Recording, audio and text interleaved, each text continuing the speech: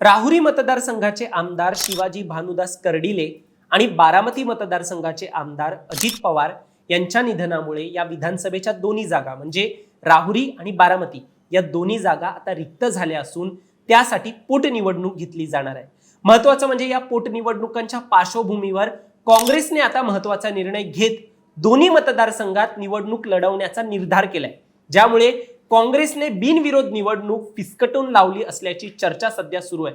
दोन्ही जागेसाठी काँग्रेसने त्यांचा गेम ऑन केलेला आहे। महत्त्वाचं म्हणजे पक्षश्रेष्ठींकडून यासाठी हिरवा कंदील मिळाल्याची देखील माहिती समोर येते।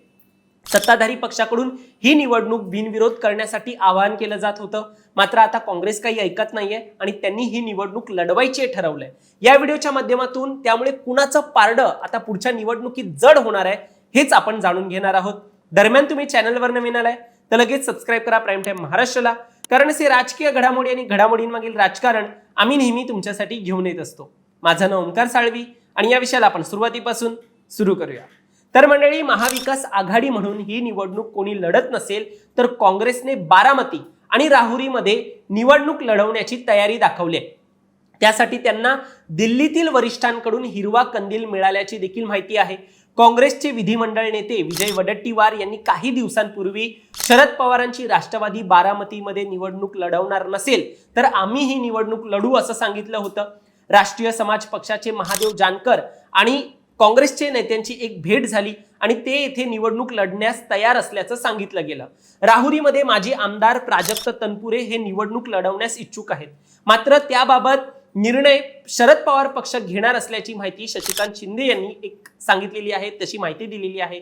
त्यामुळे या जागेवर देखील शरद पवारांची राष्ट्रवादी नसेल तर काँग्रेस येथे उमेदवार देण्यात तयार असल्याचं काँग्रेस नेते सांगतात।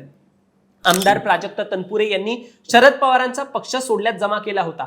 जवळपास ते भाजपमध्ये जाऊन राहुरी मतदारसंघात निवडणूक लढतील अशी शक्यता निर्माण झाली होती, मात्र भाजपने ऐन वेळेत अक्षय कर्डिले जे शिवाजीराव कर्डिले यांचे पुत्र आहेत त्यांना ही जागा दिल्याने भाजपकडून तनपुरे यांचा पत्ता पूर्णपणे कट करण्यात आला आणि तनपुरे या सगळ्यात लटकले गेले।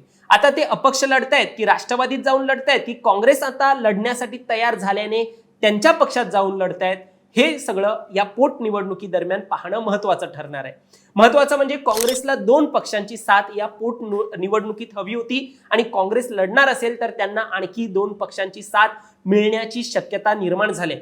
जानकर यांच्या राष्ट्रीय समाज पक्षाने ही निवडणूक लढण्याचे समर्थन केलेलं आहे, तसेच वंचित बहुजन आघाडी पक्षाकडून देखील या निवडणुकीत काँग्रेसला साथ मिळण्याची शक्यता आहे।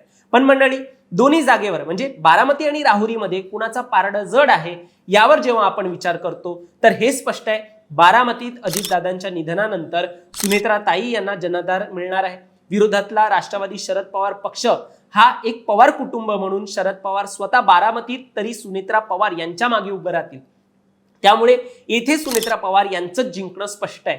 बारामतीत राष्ट्रवादीचाच बोलबाला असल्याने इकडे काँग्रेस कितपत आव्हान उभं करू शकतं हा महत्त्वाचा प्रश्न असेल। मागच्या वेळी तर अजित पवार हे 1,80,000हून अधिक मतं मिळवत बारामतीत जिंकून आले होते। शरद पवारांच्या राष्ट्रवादीलाच 80,000 मतं मिळाली होती, त्यामुळे काँग्रेस ही निवडणूक लढवायचं ठरवत असेल तर कठीणच दिसतंय। बाकी विषय राहिला राहुरीचा, तर शिवाजीराव कर्डिले यांचे पुत्र आता निवडणुकीत आहेत।